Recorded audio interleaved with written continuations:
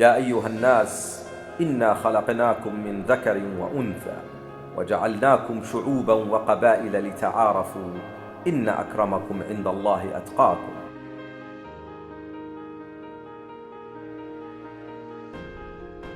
Alexis Tocqueville, the French historian looking at America's immigration nurtured an egalitarian culture, promoted creativity, constructed a uniquely American identity that does not identify with race or ethnicity, with the state. America is the new world. The state was purely an ideal, and nationality was identical only with the acceptance of that ideal. Two clashing visions: those who believed America is defined by its openness, where anyone committed to the country's ideals could become an American, and those who believed the US was essentially for the early settlers and the colonizers of a certain descent and from a certain national origin. Then we see the story of immigration in America that reshapes and redefines the soul of the country. Immigration is not just a feature of America. Immigration is America. We are a nation of immigrants. We are a nation of nations. The Statue of Liberty at Ellis Island: give me your tired, your poor, your huddled masses yearning to breathe free. We see over a century, from 1865 to 1965, a century of struggle that has followed the closure on the question of liberty for all when slavery was upended. Now we see a question of what is America? Who is in America? A struggle for the next 100 years with new horizons, global transport, wider communications, and greater economic opportunity. With industrialization comes a huge influx of immigrants. In the early 20th century, 1905, we see 1 million a year coming to America, welcome. But in 1907, the laws kick in, the Federal Immigration Commission, making immigration selective based on race. In 1917, the Immigration Act, with more restrictions, a literacy test, an age limit, Asian exclusion. In 1924, Albert Johnson's Immigration Committee, visa quotas favoring the Northern and the Western Europeans. Then a world war ending in 1945 that saw a period of a re-emphasis of national origin quotas, more laws, executive orders, and regulations, communism fear that made it even harder. In 1952, an Immigration and Nationality Act that was rejected by the country's rising civil society, the NAACP, the American Bar Association, the National Council of Churches, the American Jewish Committee, until the 1960s, when we see a young John F. Kennedy rising on the Democratic platform on the abolition of national origin quotas, only to be cut short with his assassination in 1963, completed and crowned by the work of his successor, President Lyndon Johnson, when he signed the 1965 Immigration and Nationality Act that has done away with national quotas and has done away with ethnicity and racism as the source of who America is.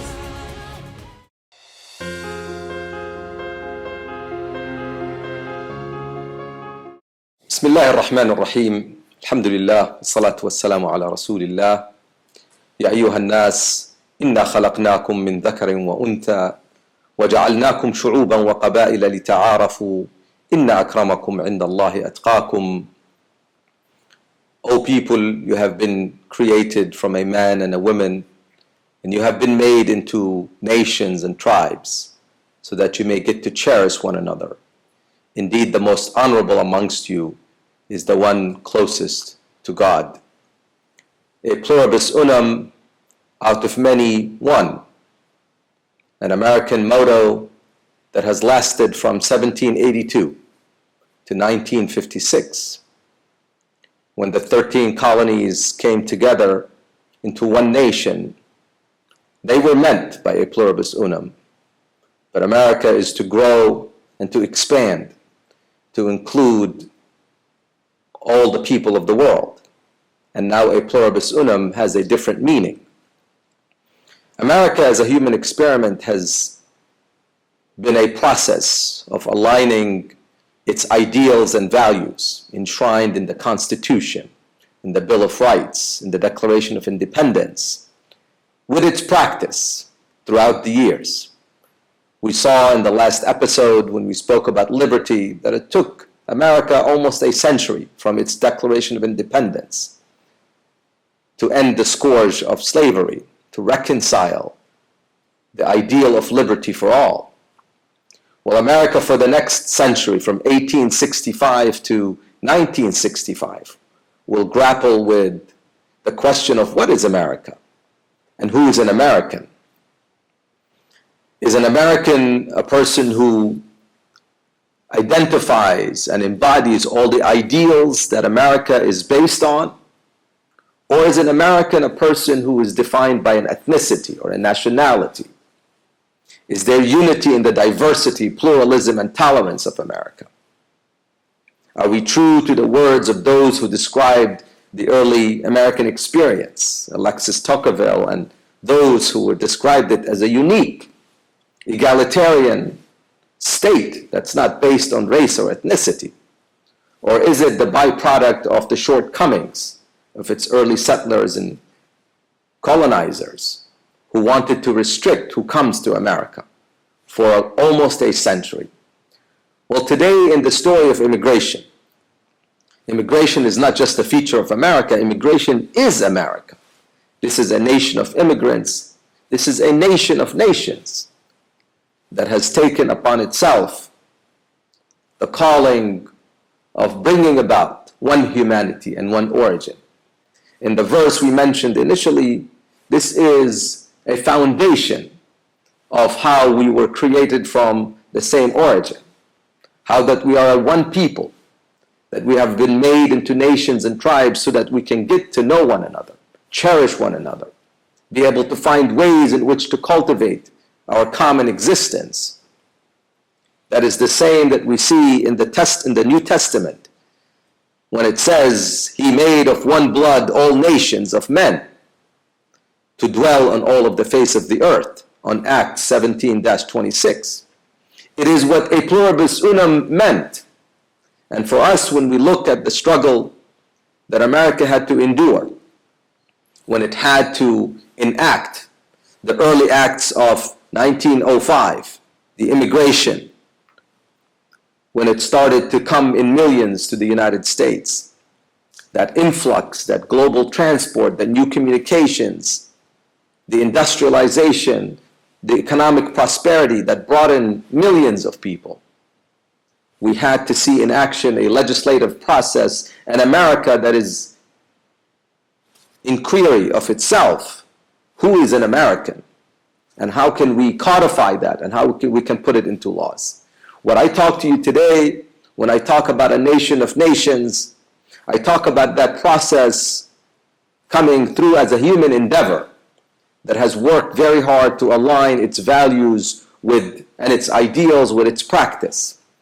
And so we see a whole slew of phases in which in 1907 we see a commission of immigration. In 1917 we see an Immigration Act that is restrictive, that is working to exclude people who are based on race, literacy test, Asian exclusions.